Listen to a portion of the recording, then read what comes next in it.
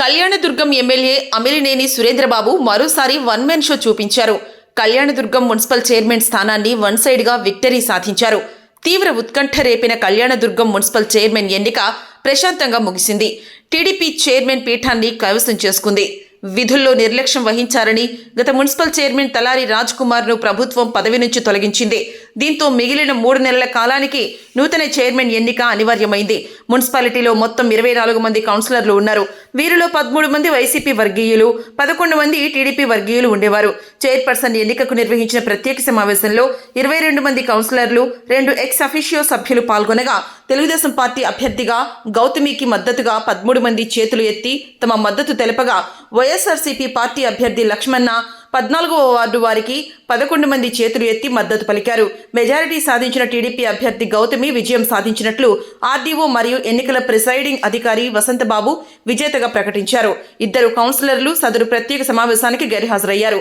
MP Ambika Lakshminarayana, MLA Amilineni Surendrababu, ex officio సభ్యులు హాజరయ్యారు. MLA Surendra Babu దీనిని ప్రతిష్టాత్మకంగా తీసుకోవడంతో ఏకపక్షంగా చైర్మన్ ఎన్నిక జరిగేలా చేశారు. కమిషన్ నిబంధనల ప్రకారం నిర్వహించడం జరిగింది.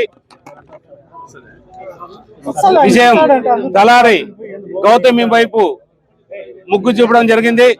చంద్రబాబు నాయుడు గారు ఈరోజు తలారి గౌతమ్ని మున్సిపల్ చైర్మన్ గా నియమించి ఆమె ఎన్నికకు మేమందరూ కూడా మద్దతు తెలిపి ఈరోజు ఆమె ఎన్నిక కావడం జరిగింది. చాలా సంతోషకరం. ఎందుకంటే తలారి అనేది మన ప్రాంతంలో ఒక కుటుంబానికి పెద్ద దిక్కుగా ఉన్న తలారులు చాలా మంది ఉన్నారు. అలాంటి తలారి కుటుంబం మన కళ్యాణదుర్గం ప్రాంతంలో ముఖ్యంగా ఎక్కువగా ఉన్నారు. అలాంటి ప్రాంతంలో ఉన్న తలారి కుటుంబం సంబంధించిన తలారి గౌతమి గారిని ఎన్నుకోవడం చాలా శుభ సందర్భం. ఏదేమైనా కూడా మా మధ్యలో ఏ రకమైన భేదాభిప్రాయాలు కానీ కుల మతాలకు అతీతంగా మేము మా నాయకుడు చంద్రబాబు నాయుడు గారు నేర్పించాడు. మా పవన్ కళ్యాణ్ గారు కూడా అదే చెప్పారు. మా నారా లోకేష్ బాబు గారు కూడా అదే చెప్పారు. ఎందుకంటే మనం ఎన్డీఏ సహకారంతో రాష్ట్రాన్ని అభివృద్ధి చేసుకోవాల్సిన బాధ్యత మన అందరిపైన ఉంది. మీరందరూ కూడా కలిసిమెలిసి ఉండాల్సిన బాధ్యత ఉందని చెప్పడంతో మేము, మాతో పాటు ఉన్న మా నాయకులు అందరూ కూడా దాన్ని పాటిస్తూ ముందుకు అభివృద్ధి వైపు దూసుకెళ్తున్నాం. అందులో భాగంగానే కళ్యాణదుర్గం టౌన్ కూడా ఎంతో అభివృద్ధి చెందుతుంది. మీరు కూడా చూస్తున్నారు.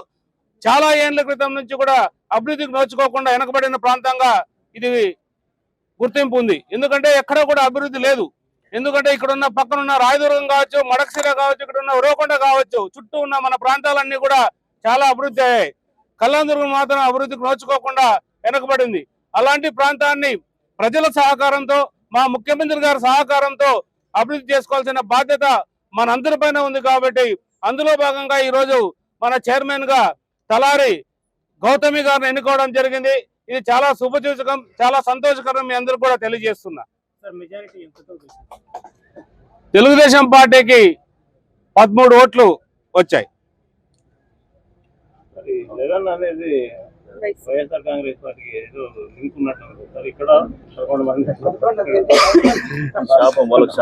వాళ్ళకి 11 అనే అక్షరం వచ్చింది కాబట్టి వాళ్ళు ఎక్కడున్నా 11లోనే ఆగిపోతారు. ఇంక ముందుకు రారు. ఈ 11కే వాళ్ళు పరిమితం అవుతారు. ఇప్పుడే కాదు, ఇంకా 3-4 ఏళ్ళ తర్వాత కూడా 11 ఉంటుంది. ఇంకా 10 సంవత్సరాలు మా ముఖ్యమంత్రిగా చంద్రబాబు నాయుడు కొనసాగుతారు. ఇది మా అక్కడ దేశంలో నరేంద్ర మోడీ గారు, రాష్ట్రంలో చంద్రబాబు నాయుడు గారు. ఇది కొనసాగింపు ఖచ్చితంగా ఉంటుంది అనేది మీ అందరూ కూడా తెలియజేస్తున్నారు. ఈ రోజు కళ్యాణదుర్గం మున్సిపల్ చైర్పర్సన్ యొక్క ఎన్నిక జరిగింది. ఈ ఎన్నికల్లో తలారి గౌతమి గారు విజయం సాధించడమే జరిగింది. అదేవిధంగా గతంలో అనుకున్నట్టుగా తెలుగుదేశం పార్టీ ఎప్పుడైతే ఇక్కడ ప్రభుత్వం ఏర్పాటు చేయడం జరిగిందో, గౌరవ ముఖ్యమంత్రి నారా చంద్రబాబు నాయుడు గారు చేపడుతున్నటువంటి సంక్షేమ అభివృద్ధి కార్యక్రమాలని పూర్తిగా అమలు చేస్తున్నటువంటి ఒక శాసనసభ్యులుగా అమిలినేని సురేంద్రబాబు గారు అనునిత్యం ప్రజలతో ఉంటూ కళ్యాణదుర్గం అభివృద్ధి కోసం అహర్నిశలు శ్రమిస్తున్నటువంటి ఈ పరిస్థితి చూసిన తర్వాత ఇక్కడ ఉన్నటువంటి స్థానికమైనటువంటి కౌన్సిలర్ అందరూ కూడా సంపూర్ణంగా తెలుగుదేశం పార్టీకి మద్దతు ఇవ్వాలి, తెలుగుదేశం పార్టీ యొక్క ఆధ్వర్యంలోనే ఈ యొక్క పట్టణం అభివృద్ధి చెందుతున్న ఆలోచనతో ఈరోజు అందరూ కూడా సంపూర్ణంగా మద్దతు ఇవ్వడం జరిగింది.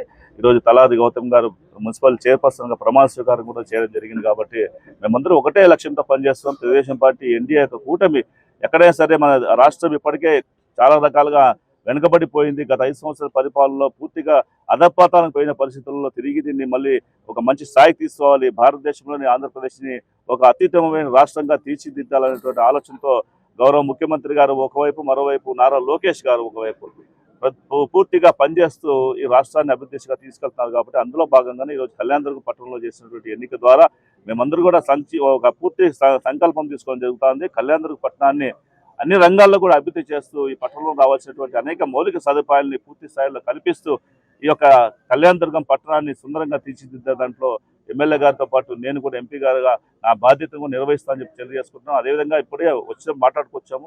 అనేక బస్ స్టాపులు కావచ్చు, ఈ ఆర్టీసీ బస్ స్టాండ్లో వాటర్ ఫిల్టర్స్ కావచ్చు, లేకపోతే కొన్ని మండల కేంద్రాల్లో ఇంకా వాటర్ ఫిల్టర్స్ రావాల్సి ఉన్నాయి, ఆరో ప్లాంట్లు రావాల్సి ఉన్నాయి. ఇవన్నీ కూడా పూర్తి స్థాయిలో సంపూర్ణంగా ప్రజలకు అందించడం కోసం మేమందరూ కృతనిశ్చయంతో ఉంటామని చెప్పి తెలియజేసుకుంటూ ఈరోజు ఈ ఎన్నికల్లో పాల్గొని ఇక్కడ ఓటేయడమే నిజంగా నా అదృష్టంగా భావిస్తున్నాను. ఈ అవకాశం ఇచ్చిన ఎమ్మెల్యే సార్కి, ఎంపీ సార్కి, నాతోటి కౌన్సిలర్లందరూ కూడా కృతజ్ఞతలు తెలుపుకుంటున్నాను. కళ్యాణదుర్గం పట్టణ అభివృద్ధికి కృషి చేస్తామని ఈ సందర్భంగా తెలియజేస్తున్నాను.